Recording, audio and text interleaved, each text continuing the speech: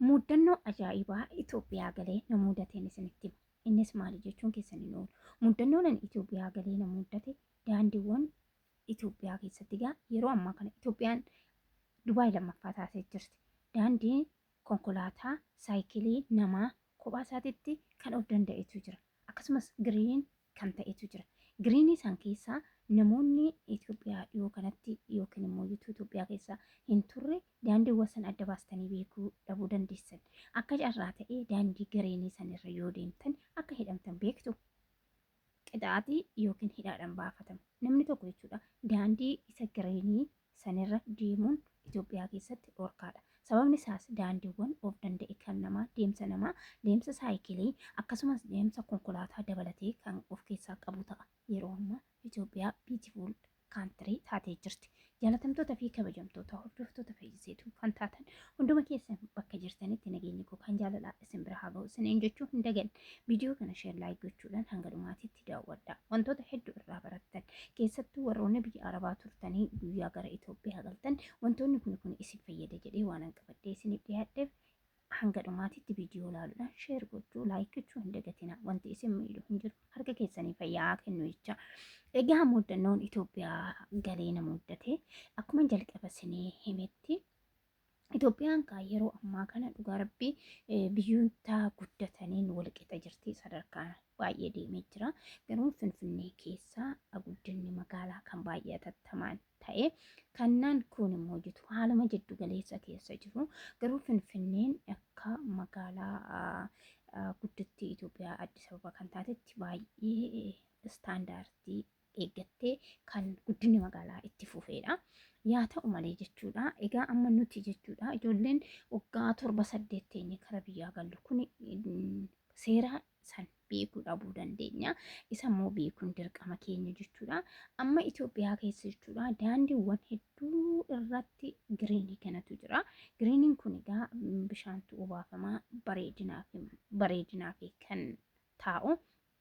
Daandiin namaa akkasumas daandiiwwan baay'eetu jira kan konkolaataa kan saayikilii daandiin namaa oofsisu illee ni jira Itoophiyaa keessa. Akka carraa taate gaafa namni keessattuu jechuudha daandiin saayikilii akkasumas daandiin namaa konkolaataa muddee wal cinaa jira. Akka carraa ta'ee namni isarraa fagaachuudhaaf yoo giriinii sanirra deeme jechuudha. Qixaatiin nama tokko akka birrii 3,000 Itoophiyaatti na fakkaate. Akkasumas immoo birrii sanillee kaffalu yoo baate hin hidhama jechuudha. Hin hidhama garuu adabbiidhaan 3,000 san kaffalee bahuu danda'a. Kaameraatu jira Itoophiyaa keessa daandiiwwan hedduu amma bakka irra kaameraan jira. Waan ati hojjettu ilaalamaa deemta. Badiin ati badaaddu ilaalamaa deemta. Poolisiin si duubaa deemee si eeguu hin qabu. Bakkuma jirtutti kaamerumaan to'atamtee qabamte jechuudha. Egaa jechuudha ani jechuudha Itoophiyaa giriinii sun maal akka ta'e hin beekne yeroo duraatiif.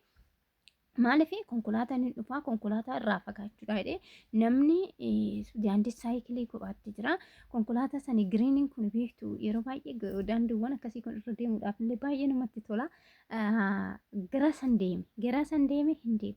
Amma namni nani wajjin deemu warra kun yakka daandii kanarra deemuun akka kaameraan si qabee shortaan yoo si qabee barii si adabuu danda'a naan jedhamee achirraan bare jechuudha.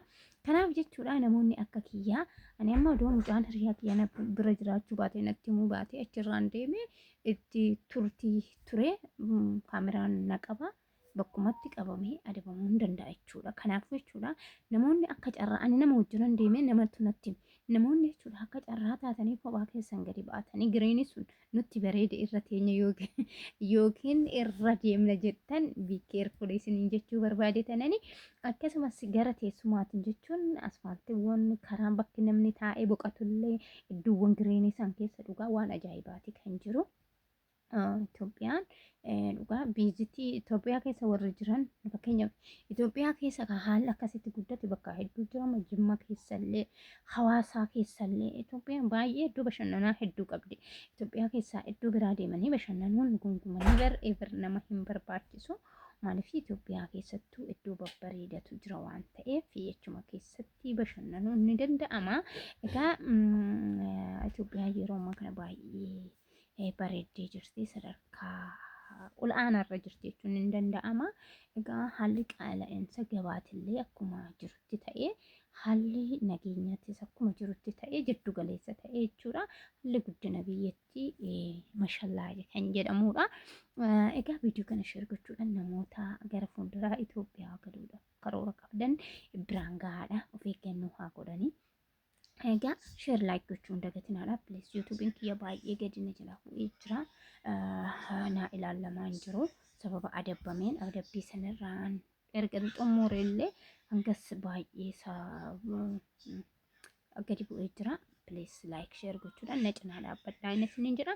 Iddoo dogongoreetti yaada fi qeeqas yoo qabaattan koomentii jalatti naa barreessadhaa. Isin jaalladha, isin kabaja. Guyyaa gaarii qabaadhaa isiniin jechuun jaalladha. Please like gochuu hin dagatinaa.